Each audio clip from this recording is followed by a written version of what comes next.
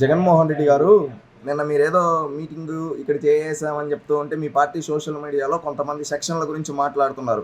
ఏదో సెక్షన్ 144 పెట్టారు. సెక్షన్ 144 పెట్టినా కానీ జగనన్న కోసం జనాలు తండోపుతున్నారు. ఒకటి, మీ వాళ్ళని ముందు బడికెళ్ళి చదువుకోమనండి. మీలాగే తయారవుతా ఉన్నారు. ఏంటంటే సెక్షన్ 144 ఏ సందర్భంలో పెడతారు, బిఎన్ఎస్ అంటే ఏంది, ఐపీఎస్ అంటే ఏందో కూడా బేసిక్ కామన్ సెన్స్ తెలియదు మీ వాళ్ళకి. ఫస్ట్ అది నేర్చుకోమనండి అయ్యా జగన్మోహన్ రెడ్డి. మళ్ళీ ఇంకొకటి అంటా ఉన్నావు నువ్వు, మీ పార్టీ సోషల్ మీడియా వాళ్ళు సెక్షన్ 144 పెట్టినా జగనన్న కోసం జనాలు వచ్చారని. సెక్షన్ 144 పెట్టునుంటే జగన్మోహన్ రెడ్డి గడప దాటి బయటకు వచ్చునుంటాడా? గడప దాటి బయటకు వచ్చునుంటాడా జగన్మోహన్ రెడ్డి?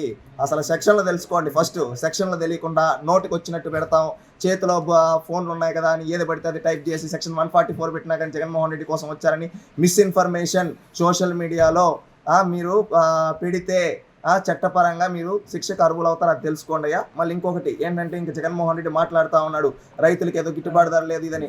గతంలో నీ హయాంలో నువ్వు ముఖ్యమంత్రిగా ఉండేటప్పుడు 7,000 రూపాయలు, కేవలం 7,000 రూపాయలు మాత్రమే ఉండింది. ఈరోజు 13,000 అమ్ముతూ ఉంటే గిట్టుబాటు ధర లేదంటా ఉండవు. అంటే నీ హయాంలో 7,000 ఉన్నప్పుడు మాత్రం రైతులకు గిట్టుబాటు ధర ఉన్నట్టు, ఇప్పుడు 14,000 13,000 ఇస్తా ఉంటే గిట్టుబాటు ధర లేనట్టు. ఇది ఏ విధంగా గొప్ప అయ్యా జగన్మోహన్ రెడ్డి? ఒక్కసారి. మళ్ళీ ఇంకొకటి, మొన్న ఇక్కడికి వెళ్ళావు వల్లభనేని వంశీ దగ్గరికి. వల్లభనేని వంశీ దగ్గరికి వెళ్ళావు, నీ జైలు మేటో ఇంకొకటో. అక్కడికి వెళ్ళి నువ్వేం మాట్లాడావు? ఒక వ్యవస్థ, పోలీస్ వ్యవస్థ గురించి మాట్లాడుతూ బట్టలోడదీసి నిలబెడతా అన్నావు. నువ్వు ఒక మాజీ ముఖ్యమంత్రివా, వీధి రౌడీవా?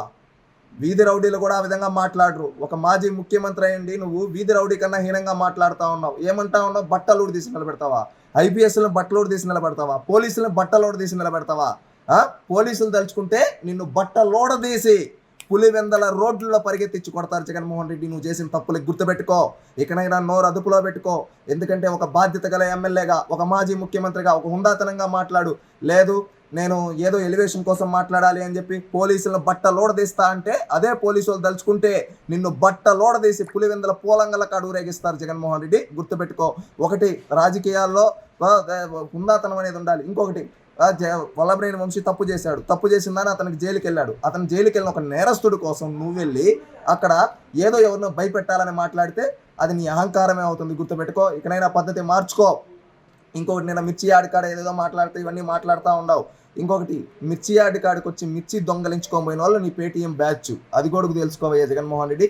ఎక్కడైనా రాజకీయాలు అనేది ఒక హుందాతనంగా చేయడం నేర్చుకో. ఏంటంటే ఎదుటోళ్ళపైన బురద జల్లాలి, ఎదుటోళ్ళపైన ఏదో చెయ్యాలి అని చెప్పి మేము రాజకీయం చేస్తామంటే చెల్లుబాటు కాదు. గుర్తుపెట్టుకో.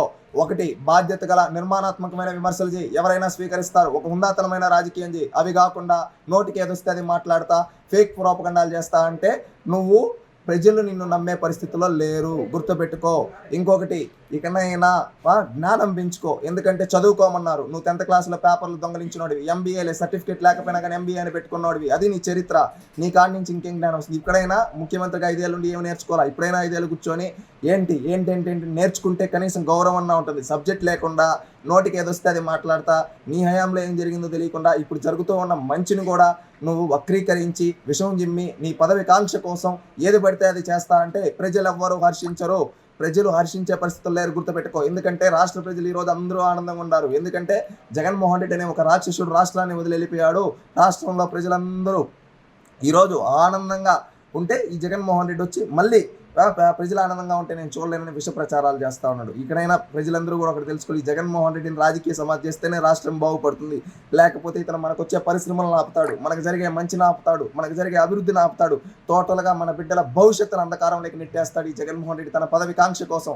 5 ఏళ్లలో ముఖ్యమంత్రిగా ఉండి ఏ రోజు ప్రజల లేక రాలేదు.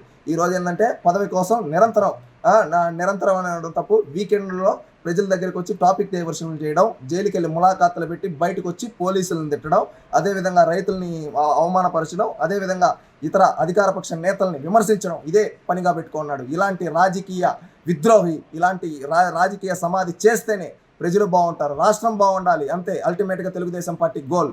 వీళ్ళు ఏంటంటే రాష్ట్రం బాగుపడుతుంటే చూడలేక విష ప్రచారాలు చేస్తూ, ప్రజలు బాగుపడుతూ ఉంటే చూడలేక విషం జిమ్ముతూ ఉంటే రేపు రానున్న రోజుల్లో, భవిష్యత్తు రోజుల్లో మిమ్మల్ని అధపాతాళంలోకి ప్రజలు దొక్కుతారు. ఇప్పుడు ప్రతిపక్షం కూడా ఇవ్వలేదు, రేపు భవిష్యత్తులో గుండు సున్నా ఇస్తారు. మీ పార్టీ నాయకుల్ని ఇప్పటికే కొడాలని ఇలాంటి వాళ్ళని చూస్తూ ఉంటే ఇంకా మారకుండా, పద్ధతి మారకుండా ఎట్లా పడితే అట్లా మాట్లాడుతున్నారు. ఇలాంటి వాళ్ళని పద్ధతి మార్చుకోమను.